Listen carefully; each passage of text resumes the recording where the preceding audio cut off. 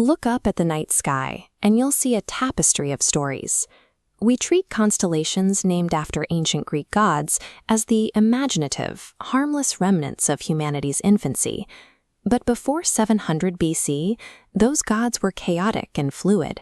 They were local legends that shifted with every village and every sunset. There was no unified pantheon ruling from a peak. The man who built Olympus was a bitter shepherd from a town called Ascra. His name was Hesiod, and he had recently been cheated out of his inheritance by corrupt, bribe-taking judges. In response to his ruin, Hesiod wrote a poem called the Theogony. He took thousands of scattered, contradictory local myths and codified them into a strict, inescapable hierarchy, effectively becoming history's first minister of propaganda. By framing heaven as a top-down administration, Hesiod created a theological blueprint that earthly kings would use for centuries to validate their own seats of power. The moment that locked us into this trajectory happened right here, on the slopes of Mount Helicon, around the start of the 8th century BC. Hesiod claimed the Muses gave him a divine vision of cosmic order. But imagine if he had recognized that vision for what it was, a dark reflection of the earthly corruption he despised. Instead of writing a manual for cosmic tyranny, he could have weaponized his platform to write a manifesto for human rationalism and empowerment.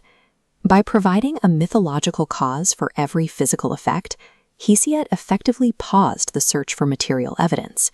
We can trace the roots of our technological delay back to this choice, a moment humanity stopped asking how things worked and started simply obeying who was in charge. The Theogony functioned as highly effective political software. It established a universe where order was managed through violence, castrations, and top-down administration by Zeus. Hesiod told his audience they were living in the Iron Age, a period where human misery and injustice were simply dictated by the divine will.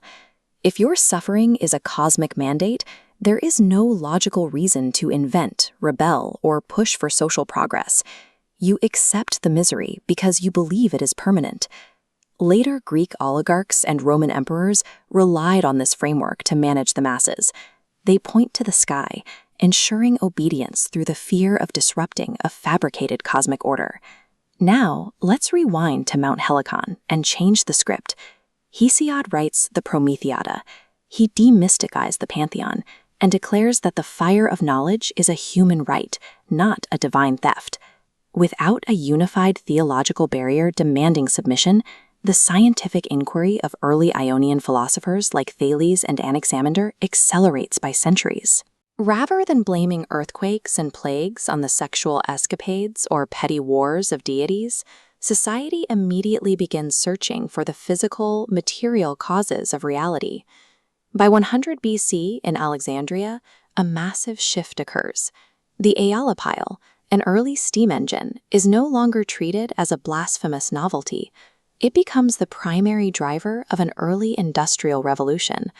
Removing the mythological monopoly on cause and effect proves to be the essential shift that moves a society past the plow and toward the engine.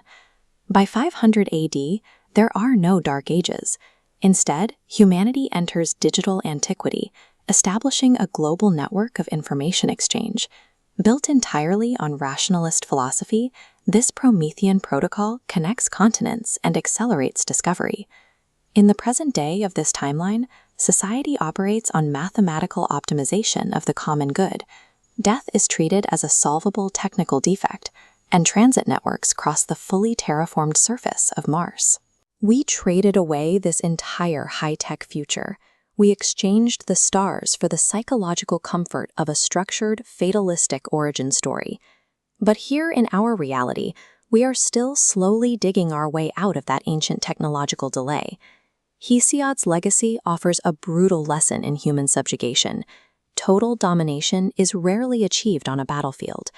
True power belongs to whoever writes the foundational text that convinces the public their lack of freedom is a natural law of the universe. Whoever controls this rigid structure, whoever dictates the origin story, automatically controls the boundaries of what a society even believes is possible. He trained humanity to obey invisible hierarchies that do not exist in nature, and to accept their own misery as part of a divine plan. The gods, whose names we see in the constellations, are the boundaries of a narrative cage. This specific genealogy of masters is a system of management we have been running for 2,800 years.